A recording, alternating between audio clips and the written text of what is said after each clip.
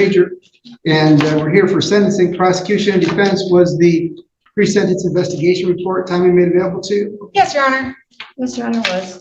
And Ms. Frisbee, have you had the opportunity to read the report and discuss it with Mr. Rager? I have. Do you have any additions, corrections, or challenges? It's not going to change the guidelines at all, but PRV7, it says like there's concurrent convictions and there isn't another conviction. So it's for explanation 0. Again, it doesn't change it. So hang on. So under PRV 7, subsequent or concurrent felony convictions, it's scored at 20 points for 2 or more.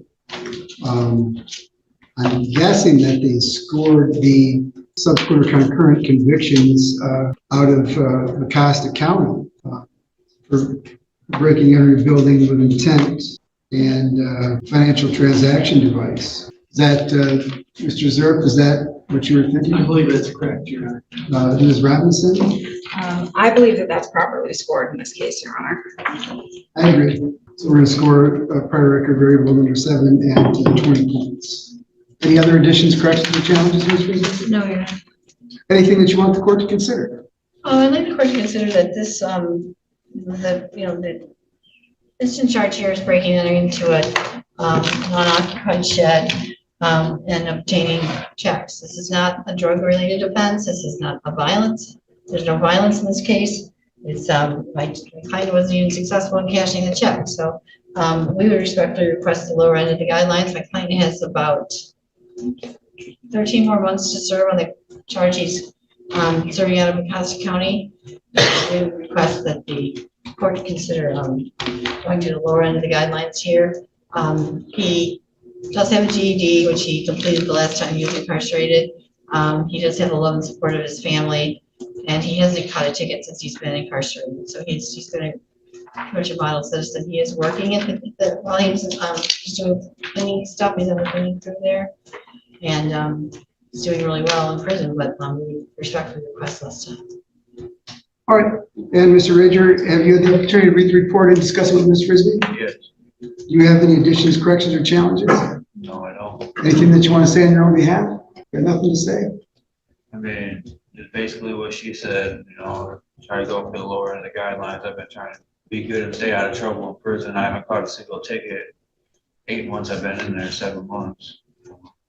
Been working and stay out the way. I just want to do my time and go home. Also, Your Honor, the restitution's already been paid in this matter. All right. Ms. Robinson, any additions, corrections, or challenges? No additions, corrections, or challenges, Your Honor. Anything that you want the court to consider? Your Honor, well, the restitution has been paid in this case. From my recollection, it wasn't by Mr. Rager. I think that while Mr. Rager asks for the lower end of the guidelines, the only thing he had to say for himself is that he hasn't gotten in trouble in prison this time. He has done this before. He has indicated that this is a behavioral pattern that at least after his last release, he didn't break. I don't believe there's anything indicating he would break it again or break it for the first time. This time he has multiple probation sentences, has been discharged without improvement. I would ask the court to take all of it into consideration in fashioning a sentence. I think that at the bottom end of the guidelines does not fully capture the fact that this is a repeated behavior for Mr. Rager and that he doesn't appear to be making any strides on the outside to better himself or to stop this cycle of criminal activity. So I would ask the court to sentence within the guidelines pursuant to the agreement, but to consider a higher end of the guidelines, as I believe it is more appropriate based on Mr. Rager's history and the fact that this wasn't the only crime he committed this time. He also had Acosta County crimes as well. This wasn't a one-off. This was just a continuation of a pattern. Thank you, Your Honor. All right. The court recognizes that the advisory guidelines would suggest a sentence between 29 and 85 months. The courts can exercise my discretion sentence consistent with the advisory guidelines, consistent with the plea agreement in this case. So it'd be the sentence of court that this defendant serve 54 months on the minimum to a maximum of 20 years with the Michigan Department of Corrections. He's not entitled to any credit because he was on parole at the time. There is a $68 state cost assessment, $130 crime victims' rights fund fee.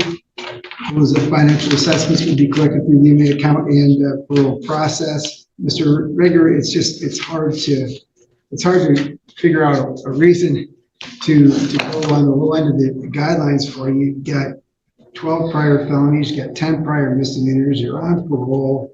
I hope this is the last time, but something tells me it's probably not.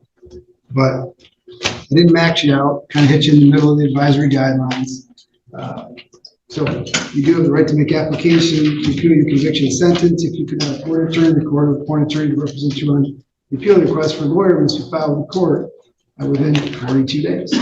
Thank you, Your Honor. Thank you, Your Honor. Under Michigan law, the defendant, Lee Rager, was convicted of breaking and entering a building with intent under Michigan compiled laws, Section 750.110, a felony offense involving entry into a structure with intent to commit larceny. The conduct in this case involved a non-occupied structure and did not include violence or controlled substances. However, the offense qualifies as a serious property felony due to the intent element. Sentencing was governed by Michigan's legislative sentencing guidelines. The court calculated the advisory range at 29 to 85 months, based on offense variables and prior record variables, including PRV7, which reflects subsequent or concurrent felony convictions. The defendant's criminal history, comprising 12 prior felony convictions and 10 misdemeanor convictions, significantly increased the guideline range. Additionally, the offense was committed while the defendant was on parole, which negatively impacted sentencing considerations and eliminated eligibility for jail credit under Michigan law. The court exercised its discretion within the advisory guideline range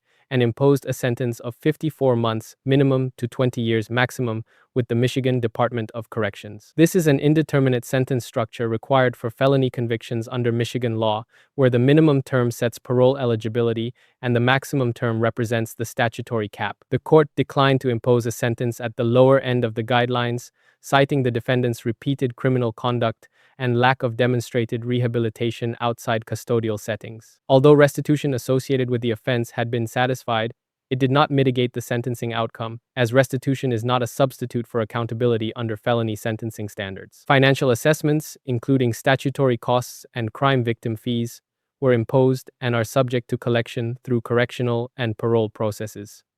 The defendant retains the right to appeal the conviction and sentence within the statutory timeframe.